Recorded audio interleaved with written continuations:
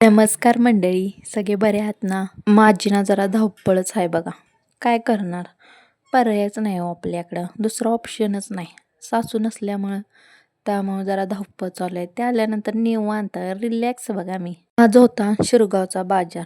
भाजीपाला आणण्यासाठी मला जायचं होतं हो.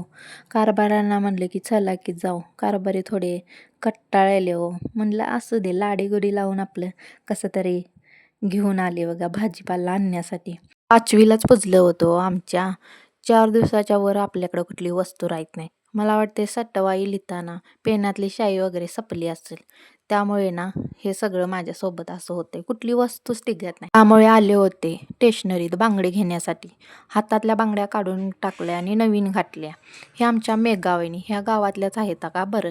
आणि जे घ्यायचं नव्हतं तेही बघून घेतलं. बघायला काय पैसे पडतात वय. मग तिथनं घेतलं वगैरे आणि अजिबात पैसे वगैरे नाही. सांगितलं त्यांना घरी आल्यानंतर देतो. आता बाजारात आणलं नव्हतं. आणलं होतं हो फक्त भाजीपाल्यासाठी. आत्ताच्या ह्याच्यात माणसं जपणं खूप महत्त्वाचं आहे बघा. का सांगते. तेच आता मी बांगडी घेतली. त्यांनी लगेच दिली. विश्वास होता हो पैसे परत देणार. त्यामुळे त्यांनी उधार दिली. आणि जर ती उधारी मी घेतली आणि पैसेच नाही दिलं तर परत दारात थांबवून घेणार नाही. त्यामुळं कधी कोण उपयोगाला येईल सांगता येत नाही. त्यामुळं तुम्ही पण माणसं जपून ठेवा बरं का. पिल्लूला आमच्या केळं वगैरे आवडतात ना. केळी वगैरे घेतली. कारण का दुसरं कुठली फळं खाईत नाही हो ती. तिला केळीच आवडते त्यामुळे घेतली.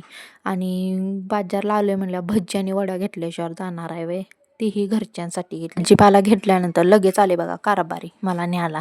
पिल्लूनं आईस्क्रीम पण घेतली होती बरं काय तिच्यासाठी. आणि घरात आल्यानंतर सगळ्यात मोठा कंटाळा मला येतो बघा हे भाजीपाला सगळं ठेवण्यात आणि नीटवाट करण्यासाठी. आणि भाजी तर नीट करायला लयच बाबा वैताग येतो बघा. बरं का हा व्हिडिओ आहे बुधवारचा. थोडा लेट झाला हो एडिट करण्यात. त्यामुळे थोडा लेटने येत आहे. नुसतंच बघताय काय? लाईक, शेअर आणि फॉलो करायला विसरू नका.